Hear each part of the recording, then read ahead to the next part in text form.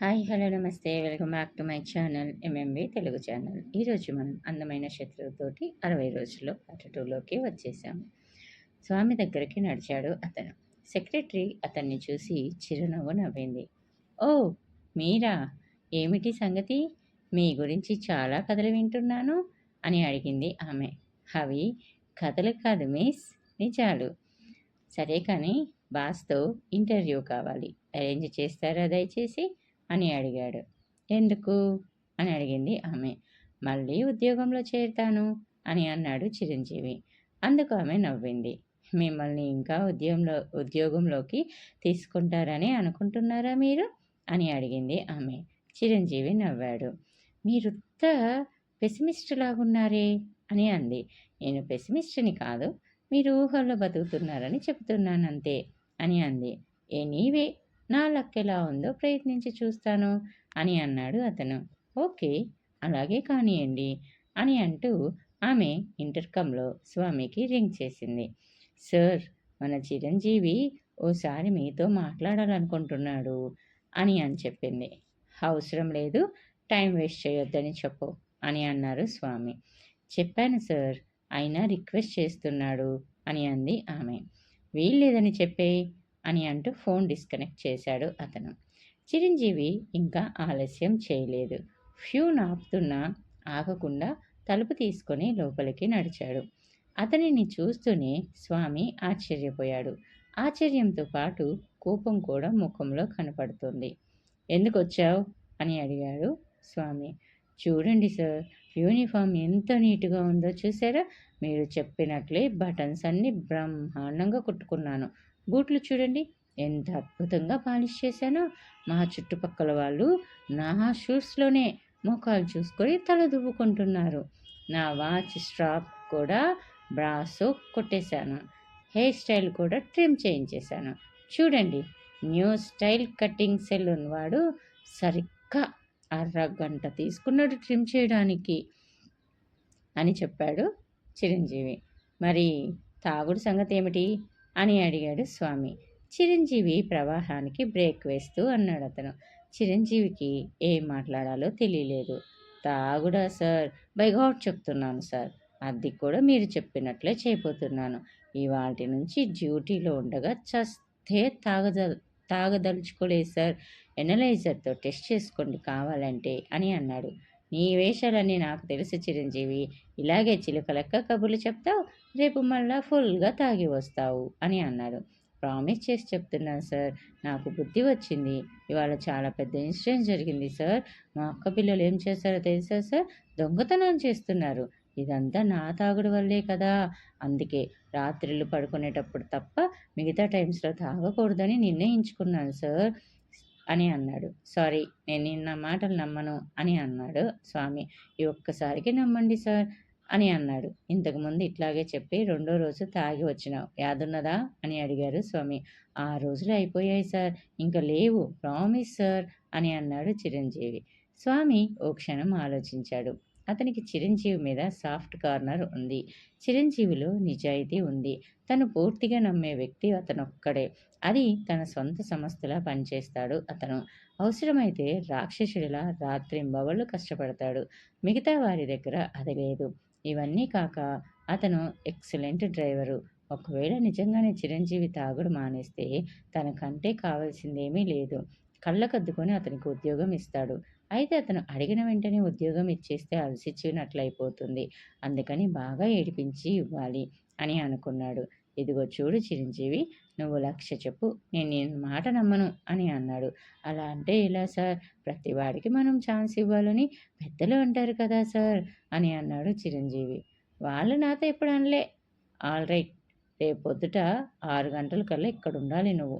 2-3 దినాలు నీ సంగతి చూసి అప్పుడు డెసిషన్ తీసుకుంటా, సరేనా అని అన్నారు స్వామి. సరే సార్ అని అన్నాడు చిరంజీవి. ఒకవేళ ఈ అబ్జర్వేషన్ పీరియడ్లో ఏ మాత్రం తాగినా కానీ యూనిఫామ్ విషయంలో, షూ పాలిష్ విషయంలో, గడ్డం చేసుకునే విషయంలో కానీ జరబీ గల్తీ కనిపించిందో ఇంక జన్మలు ఈడికి రానియ్యా, సమజైందా అని అన్నాడు స్వామి. చూసుకోండి సార్, మీరే చూసుకోండి, మనకేం భయం లేదు. మనం దలుచుకుంటే చాలా కరెక్ట్‌గా ఉంటాను సార్. ఎవ్వరు వేలెత్తి చూపడానికి ఛాన్స్ ఇవ్వం. ఆ! అని అన్నాడు చిరంజీవి. అదే చూస్తా కదా! అని అన్నారు స్వామి. అలాగే sir. Thank you very much అని అన్నాడు చిరంజీవి. ఇక నువ్వు అని అన్నాడు. చిరంజీవి తలగొక్కుంటూ నిలబడ్డాడు. ఏమిటి సంగతి నిలబడ్డావు? అని అడిగాడు స్వామి. మరేం లేదు సార్. ఇది అఫీషియల్ వ్యవహారం కదా సార్. ప్రైవేటు. ఇంట్లో బియ్యం, పప్పులు ఏం లేవు సార్. నేనంటే ఎలాగోలా మేనేజ్ చేస్తా. కానీ ఆ పిల్లల కోసమైనా ఏదో ఒక ఏర్పాటు చేయాలి కదా సార్. నా దగ్గరేమో ఒక్క పైసా కూడా లేదు. ఎంతో కొంత అడ్వాన్స్ ఇప్పించారంటే ఎంతో హెల్ప్ చేసిన వారవుతారు అని అన్నాడు చిరంజీవి. ఇదిగో నీకేమైనా బుద్ధున్నాది? అని అన్నాడు స్వామి. లేదు సార్. ఏ ఏ మాటకు ఆ మాటే చెప్పుకోవాలి అని అన్నాడు. స్వామి నవ్వేశాడు. నేను ఉద్యోగం గిట్ట ఇవ్వనే లేదు. గిప్పుడే అడ్వాన్సా? నేనేం చెవుల్లో పూలు పెట్టుకున్నానా? అని అన్నాడు స్వామి. లేదు సార్. పూలు మీ గుండెల్లో ఉన్నాయి అని అన్నాడు. అందుకే నన్ను చల్లగా చూస్తున్నారు అని అంటే, ఇగో ఈ చెంచగిరి మన దగ్గర నడవదు. మస్కా గిట్టా కొడితే నీకు డబ్బిచ్చేస్తాననుకుంటున్నావులే అని అన్నాడు స్వామి. అవును సార్ అన్నాడు చిరంజీవి. చస్తే ఇవ్వా అన్నాడు స్వామి. అలా అనకండి సార్. నా కోసం కాదు కానీ, కాదని ముందే చెప్పాను కదా మా అక్క పిల్లలు అని అన్నాడు. బస్ బస్ ఇంకేం చెప్పకు. ఎంత కావాలి అని అన్నాడు స్వామి. 500 అయితే అనగానే, ఇవో ఇట్లయితే అస్సలివ్వ వెళ్ళు అని అన్నాడు. కోపంకండి సార్. 25 రూపాయలు ఇవ్వండి పోని సరిపెట్టుకుంటాను అని అన్నాడు. నాకు తెలుసు 25 ఇస్తే సీదా కళ్ళు కాంపౌండ్కి వెళ్తావులే అని అన్నాడు స్వామి. బై గాడ్ సార్ తాగుడు మానేశాను అని అన్నాడు. సరే ఈ కిరికిరంతా ఎందుకు గాని నీకింట్లో కావాల్సిన రేషన్ 50 రూపాయలకు ఇద్దరు ఇమ్మని మా సూపర్ బజార్ వానికి లెటర్ రాసిస్తా. అది తీసుకొని నీకు కావాల్సిన రేషన్ తీసుకుపో. క్యాష్ మాత్రం ఇవ్వ. సమజైనదా అని అన్నాడు స్వామి. Thank you sir. అదే 10,000. స్వామి ఓ కాగితం మీద 2 లైన్లు రాసి చిరంజీవికి ఇచ్చాడు. ఇక పో నువ్వు. డోంట్ వేస్ట్ మై టైం అని అన్నాడు స్వామి. అలాగే సార్ అని అంటూ చిరంజీవి అక్కడి నుంచి వెళ్ళాడు. చిరంజీవి బయటకు నడిచాడు ఆ కాగితం తీసుకొని.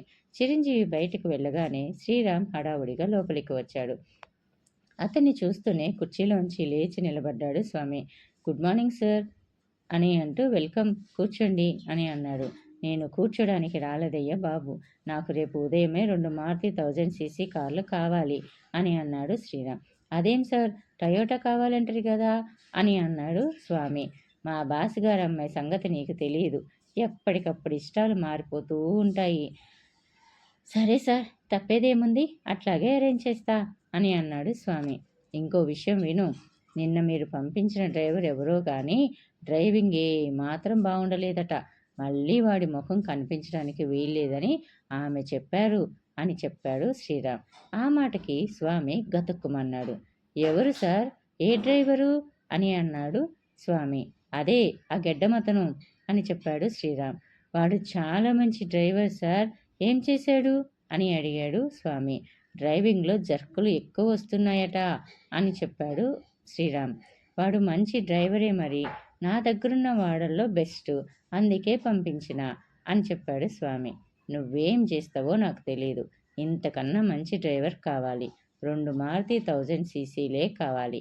రేపు మార్నింగ్ 6 గంటలకల్లా 2 కార్లు ఇంట్లో ఉండాలి అని చెప్పాడు శ్రీరామ్. ఓకే ఇంట్లో ఉండాలి ఓకే అని అన్నాడు శ్రీరామ్. ఓకే సార్ చెప్పాడు స్వామి. డ్రైవర్ విషయంలో మాత్రం జాగ్రత్త. మంచివాడిని ఇవ్వకపోతే నీ టాక్సీ బర్లు కూడా రాదు. ఆమె మొండితనం కోపం గురించి నీకింకా తెలియదనుకుంటాను అని అన్నాడు శ్రీరామ్. భలే వారే సార్. తెలియకపోవడం ఏమిటి? కిందటేడు మా డ్రైవర్ ఒకరిని కారులో నుంచి బనాయించి తానే కార్ డ్రైవ్ చేసుకొని వెళ్ళిపోయినామే కదా సార్ అని అన్నాడు. అవునవును అది గుర్తుంది కదా అని అన్నాడు శ్రీరామ్. ఉంది సార్ అని చెప్పాడు స్వామి. సరే నేను వెళ్తాను అని అంటూ శ్రీరామ్ బయటికి నడిచాడు. స్వామి భారంగా కుర్చీలో కూలబడ్డాడు. అతని మెదడంతా వేడెక్కిపోయింది. ఆ గెడ్డం డ్రైవర్ని ఆమె వద్దని చెప్పడం తనకు సమస్య అయిపోయింది. తన దగ్గర అంతకంటే మంచి డ్రైవర్ లేడు. ఉన్న 15 మందిలో బెస్ట్ డ్రైవర్ చిరంజీవియే. మిగతా వారంతా అతని తర్వాతే. చిరంజీవిని మాన్పించాక తనకు నిజంగానే హ్యాండిక్యాప్గా ఉంది.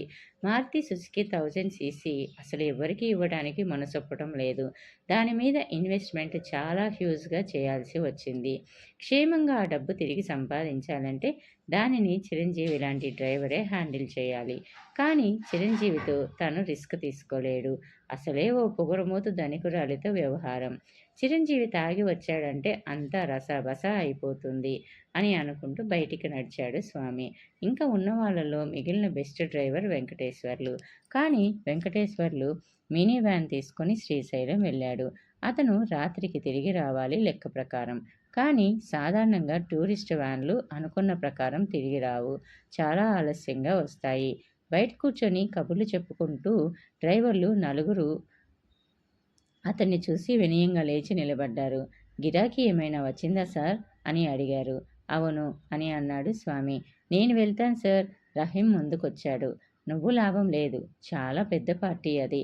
శంకర్నే వద్దని వాపస్ పంపిండ్రు అని చెప్పాడు స్వామి. ఆ మాటకి వాళ్ళంతా ఆశ్చర్యపోయారు. శంకర్ డ్రైవింగ్ నచ్చలేదా వాళ్ళకి? పాగల్ గర్ల్ సార్ వాళ్ళు. శంకర్ బెస్ట్ డ్రైవింగ్ చేస్తాడు చెప్పాడు రహీం. ఆ సంగతి అనుకోవాల్సింది నువ్వు నేను కాదు, కస్టమర్స్ అని చెప్పాడు స్వామి. అవును సార్, ఆ మాట నిజమే అని ఒప్పుకున్నారు. స్వామి పచార్లు చేయసాగాడు అటు ఇటు. డ్రైవర్ విషయం తను ఇప్పుడే తేల్చాల్సి ఉంది. ఎందుకంటే కొత్త మారుతి కారు కొంచెం అలవాటు చేసుకోవాల్సి ఉంటుంది. తను ఇంతవరకు దాన్ని ఎక్కడకు పంపలేదు. సార్ మీరు కోపడనంటే చెప్తాను. చిరంజీవి బెస్ట్ సార్ రహీం అన్నాడు. స్వామి రహీం వైపు చూశాడు. గసంటి తాగుబోతుని నమ్మటం మరీ రిస్క్ తెలుసా అని అన్నాడు. చిరంజీవి ఇక పగటిపూట తాగడు సార్, ఇందాక చెప్పాడు కదా అని అన్నాడు. కానీ అది తాగుబోతు మాట కదా అని అన్నాడు స్వామి. ఆ మాటకి అందరూ నవ్వారు. కొద్దిసేపుడు అక్కడే తచ్చట్లాడాడు స్వామి. ఆల్ రైట్ రహీం, నువ్వు వెళ్ళి చిరంజీవిని తోలుకురా అని అన్నాడు. రహీం కారులో వెళ్ళిపోయాడు. శ్రీరంజని కారు దిగి లింపన్ క్లబ్ భవనంలోకి నడిచింది. లింపన్ క్లబ్ బంజారాహిల్స్లో ఉంది. ఆ క్లబ్ మెంబర్స్ అంతా శ్రీమంతులే. తమాషా ఏమిటంటే ఆ క్లబ్లో మెంబర్స్కి తప్ప ఇంకెవరికి ప్రవేశం లేదు. ఆ క్లబ్లో జరిగే యాక్టివిటీస్ గురించి చాలా కథలు ప్రచారంలో ఉన్నాయి. ఆ క్లబ్లో న్యూడ్ హెవెన్ అనే మినీ క్లబ్ ఉందని, అక్కడ మెంబర్లందరూ నగ్నంగా సంచరిస్తుంటారని, ఆ క్లబ్లో పనిచేస్తున్న 60 మంది యువతులు మగ మెంబర్లకు ప్రణయ దేవతలుగా వ్యవహరిస్తున్నారని, ఇలా శ్రీరంజనిని చూడగానే ఎంట్రన్స్ దగ్గర స్టెన్గన్తో నిలబడ్డ గార్డు సెల్యూట్ చేసి డోర్ తెరిచాడు. శ్రీరంజని లోపలికి నడిచింది. లోపల ఎలాంటి కోలాహలం లేదు. అంతా చాలా నిశ్శబ్దంగా ఉంది. గార్డెన్లో అక్కడక్కడ చెట్ల గుబుర్లో టేబుల్స్ దగ్గర కొంతమంది కూర్చొని మద్యం తాగుతున్నారు. కొంతమంది స్త్రీలు ఓ విశాలమైన టేబుల్ ముందు కూర్చొని పేకాట ఆడుతున్నారు. టేబుల్ మీద నోట్ కట్లు పడి ఉన్నాయి. వాళ్ళంతా శ్రీరంజనిని చూస్తూనే విష్ చేశారు. చిరునవ్వుతో తను విష్ చేసి దూరంగా ఉన్న మరో భవనం వైపు వడివడిగా నడిచింది ఆమె. భవనంలో అందమైన రెస్టారెంట్ ఉంది. రెస్టారెంట్ లోపల నుంచి అండర్ గ్రౌండ్లోకి మెట్లు ఉన్నాయి. ఆ మెట్లని దిగి మరో అందమైన హాల్లోకి ప్రవేశించింది ఆమె. అక్కడ కూడా డైనింగ్ టేబుల్స్ కొన్ని ఉన్నాయి. కానీ హాల్లో ఒక్కరి కూడా లేరు. ఓ మూల కౌంటర్ దగ్గర కూర్చొని ఓ మ్యాగజైన్ చదువుకుంటుందో యువతి. శ్రీరంజనిని చూడగానే విష్ చేసింది ఆమె. గుడ్ ఈవినింగ్ మేడం అని అంటూ. గుడ్ ఈవినింగ్ అని అంది శ్రీరంజని. స్టఫ్ కావాలా మేడం అని అడిగింది. శ్రీరంజని బ్యాగ్లో నుంచి ఓ నోట్ల కట్ట తీసి ఆమె ముందుంచింది. పిల్స్ అని అంది. ఓకే మేడం అని అంటూ ఆ యువతి డబ్బు తీసుకుని సరుకులో వేసి ఓ రంగురంగుల కాగితం మీద కోడ్ లాంగ్వేజ్లో ఏదో రాసి ఆమెకిచ్చింది. శ్రీరంజని ఆ కాగితం తీసుకొని హాలుకి ఆనుకొని ఉన్న మరో గదిలోకి నడిచింది. చాలా పెద్దగా విశాలంగా ఉందా గది. డిమ్ లైట్స్తో, మెత్తని తివాచీలతో, సువాసనలతో నిండి ఉందది. అక్కడక్కడ వేసి ఉన్న సోఫాలో కొంతమంది కూర్చొని ఉన్నారు. కొంతమంది సోఫాలో వెనక్కి జారగలబడి కళ్ళు మూసుకొని ఉన్నారు. ఇంకొంతమంది ఆ క్లబ్బు తాలూకు యువతులను ఒళ్ళో కూర్చోబెట్టుకొని కబుర్లు చెప్పుకుంటున్నారు. మరికొంతమంది అయితే తివాచి మీద ఒరిగిపోయి తెరలు తెరలుగా నవ్వుతున్నారు. అయితే ఆ డిమ్ లైట్లు ఎవరి ముఖాలు స్పష్టంగా కనిపించటం లేదు. చాలా నెమ్మదిగా స్టీరియోలో ఇంగ్లీషు సాంగ్స్ వినబడుతున్నాయి. శ్రీరంజనికి దృశ్యాలన్నీ పాతవే అవటం చేత తిన్నగా కౌంటర్ దగ్గరకు నడిచింది. కౌంటర్ వెనుక ఉన్న యువతి చిరునవ్వుతో విష్ చేసింది. శ్రీరంజని తన బ్యాగ్లోని కాగితం తీసి ఆమె ముందుంచింది. ఆ యువతి కాగితం తీసుకొని వెనుకనున్న అందమైన ప్లాస్టిక్ డబ్బా తీసి శ్రీరంజనికిచ్చింది. ఫ్రెష్ స్టఫ్ మేడం, ఫిలిప్పైన్స్ నుంచి వచ్చింది అని చెప్పింది ఆ అమ్మాయి. ఓ ఫంటాస్టిక్ అని అంది శ్రీరంజని.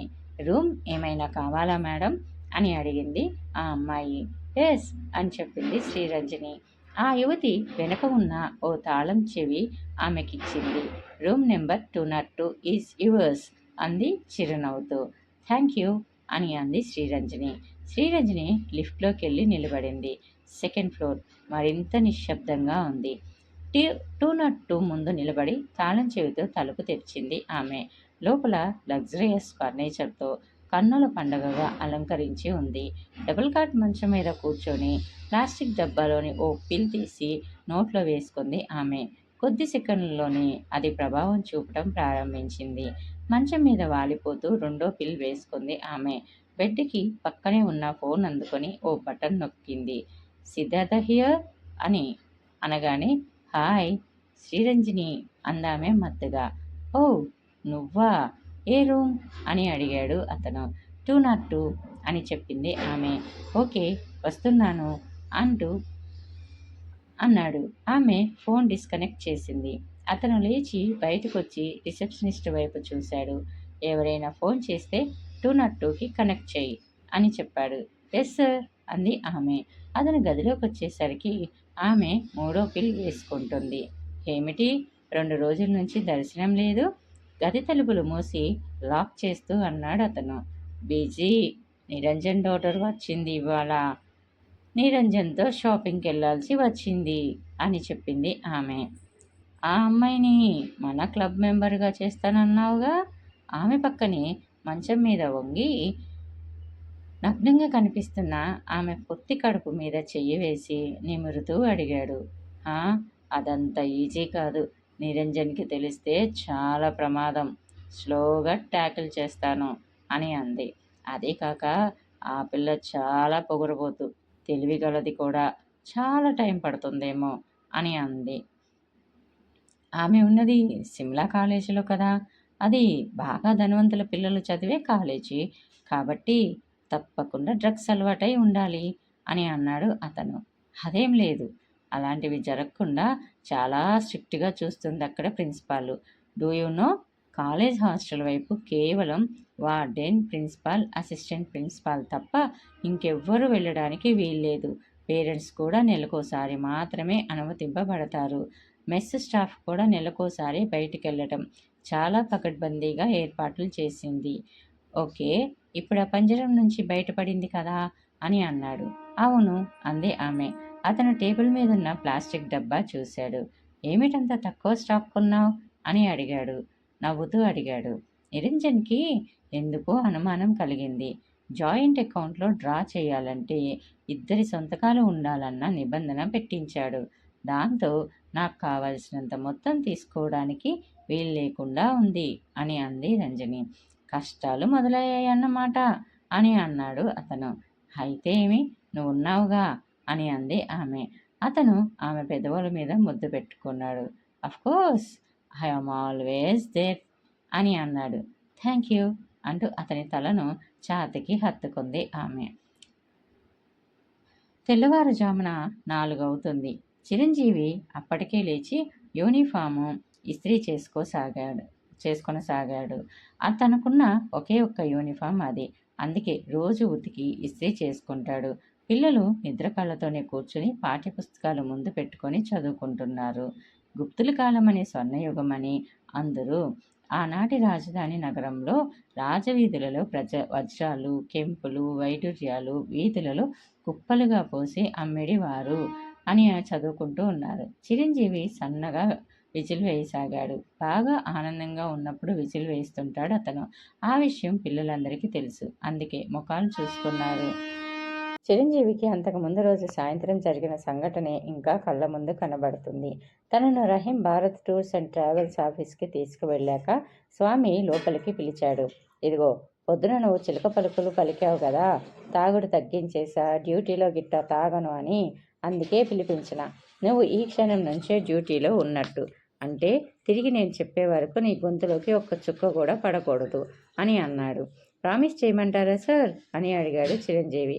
నాకు కావాల్సింది ప్రామిస్లు కాదు, మాట నిలబెట్టుకోవాలా అని అన్నాడు స్వామి. నిలబెట్టుకుంటాను సార్ అని చెప్పాడు చిరంజీవి. అయితే ఇంటికి పో. ఇవాల్టి నుంచి నీకు తనఖా ఇస్తా.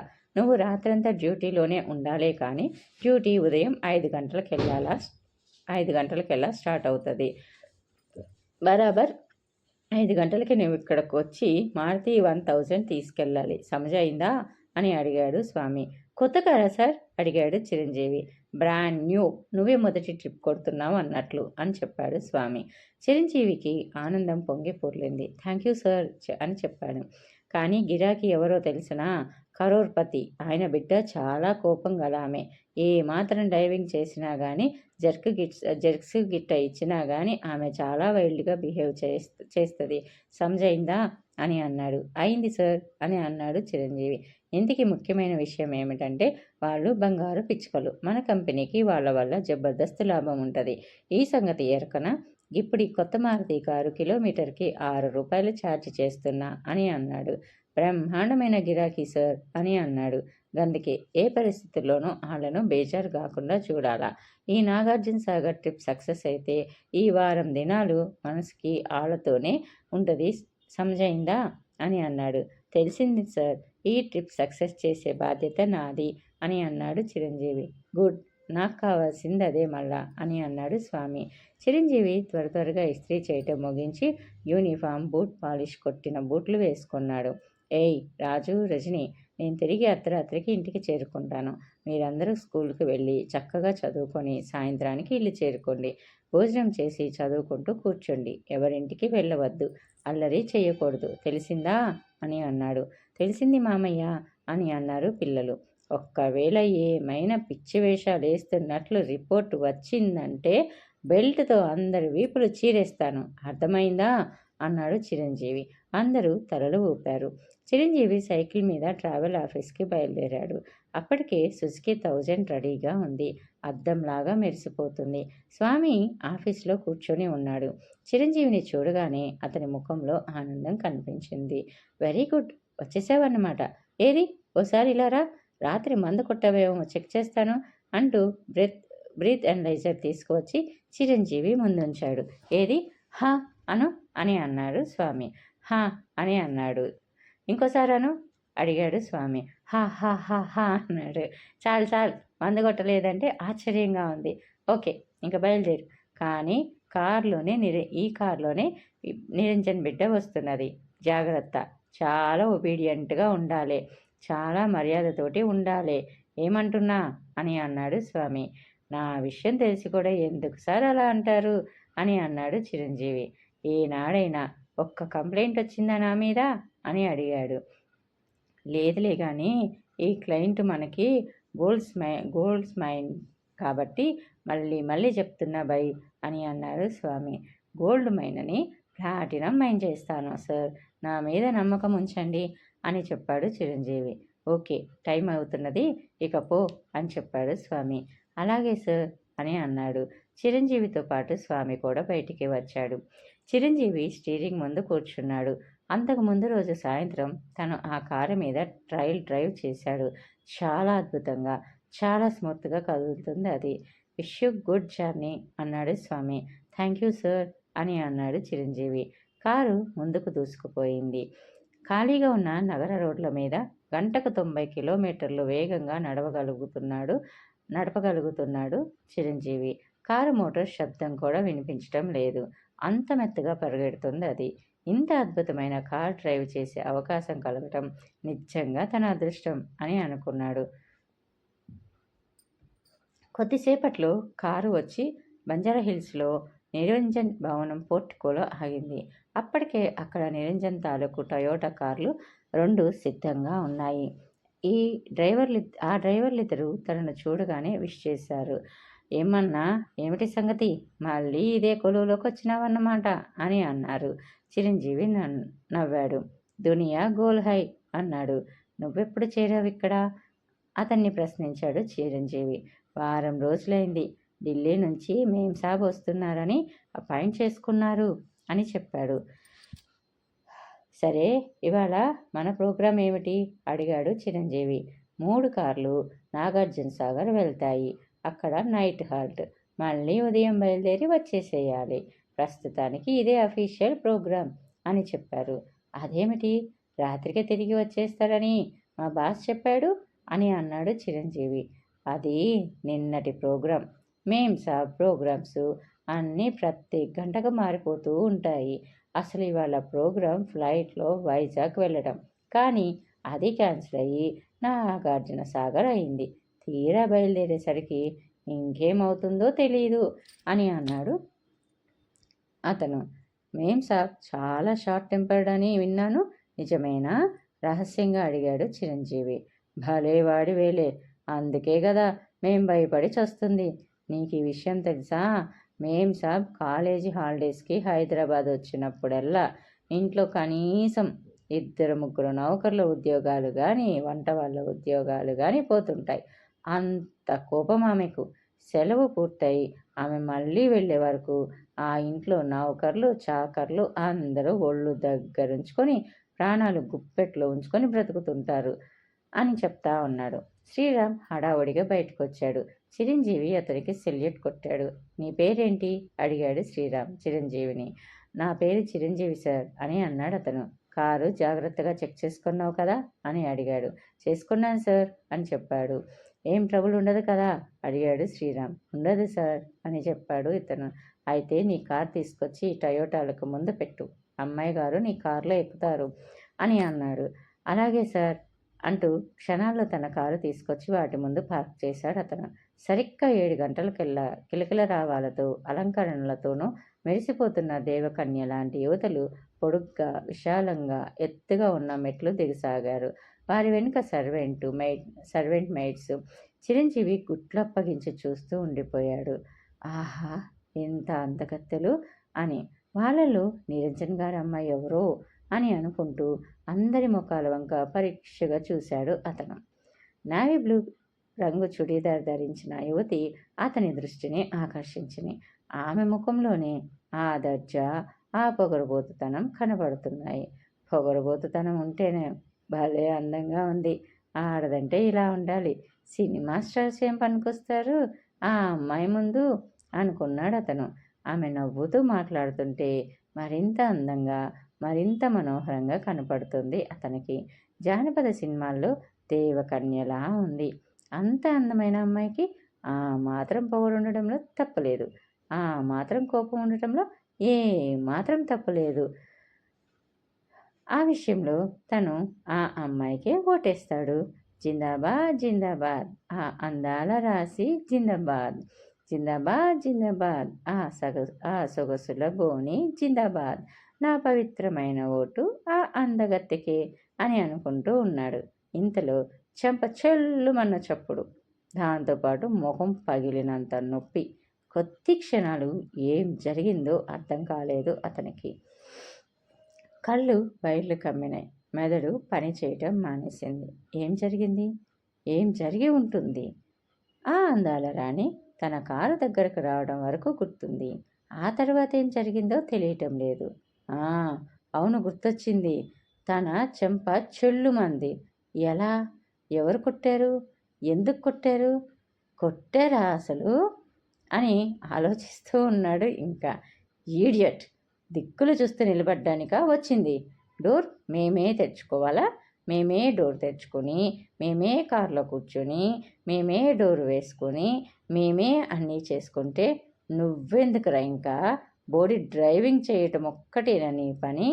ఆ పాటి డ్రైవింగ్ మేం చేసుకోలేమా అంటూ ప్రవాహంలా కురిపిస్తోంది మాటలు. తన వంకే పొగరుగా కసిగా చూస్తుంది. చిరంజీవి కంగారు పడిపోయాడు. అవును, ఆమె అందాన్ని తనివి తీరా చూస్తూ తను ఘోరమైన తప్పు చేసేశాడు. డోర్ తెరిచి పట్టుకోవాల్సిన విషయం పూర్తిగా మర్చిపోయాడు. ఆమెకు కోపం కలగచేశాడు. అయినా కోపం వచ్చినంత మాత్రాన తన చెంప చెల్లుమనిపిస్తుందా? పైగా రా అంటుందా తనను? ఇంతవరకు ఎవరు తనని రా అని అనలేదు, తన తల్లి తప్ప. తన తండ్రి కూడా ఏమోయ్ అంటుండేవాడు అని ఆలోచనలో మళ్ళీ పడ్డాడు. ఇంకా చూస్తావేమిట్రా ఈడియట్, డోర్ తెరువు అంటూ ఈసారి ఆమె కాలితో మోకాలి మీద తన్నింది. ఆ బూటు మడమ కాలి మీద ఇనుప ముద్దలా తగిలింది. మోకాల చిప్ప ముక్కలైపోయిందేమోనన్నంత నొప్పి. ఇది క్యాజువల్ తన్ను కాదు, ప్రొఫెషనల్ తన్ను. అంటే తన్నడంలో బాగా ప్రాక్టీస్ ఉన్న వాళ్ళు ఇచ్చిన కిక్కు. చటుక్కున వంగి డోర్ తెరిచి పట్టుకున్నాడు. అప్రయత్నంగా చిరంజీవి కళ్ళ వెంబటి నీళ్లు తిరిగినాయి. జీవితంలో ఇది మొదటిసారి ఇంత దారుణంగా అవమానింపబడటం. తిట్లు తన్నులు. ఏం జీవితం ఇది? తను చిన్నప్పుడు రోజు స్కూల్కి వెళ్ళేటప్పుడు తన తల్లి ఎంత మురిసిపోతుండేది. తన తల దువ్వుతూ, తనకు స్కూల్ యూనిఫామ్ వేస్తూ, టై కడుతూ, పుస్తకాల బ్యాగ్ భుజానికి తగిలిస్తూ, బూట్లు వేస్తూ అంటుండేది ప్రేమగా, ఆశగా. ఏమని అంటుండేది వాళ్ళ తల్లి? తెలుసుకోవాలనుకుంటే నెక్స్ట్ ఎపిసోడ్ వరకు వెయిట్ చేయండి. నా ఛానల్ని సబ్స్క్రైబ్ చేసుకొని మీ సపోర్ట్ని నాకు తెలియచేయండి. Thanks for the watching.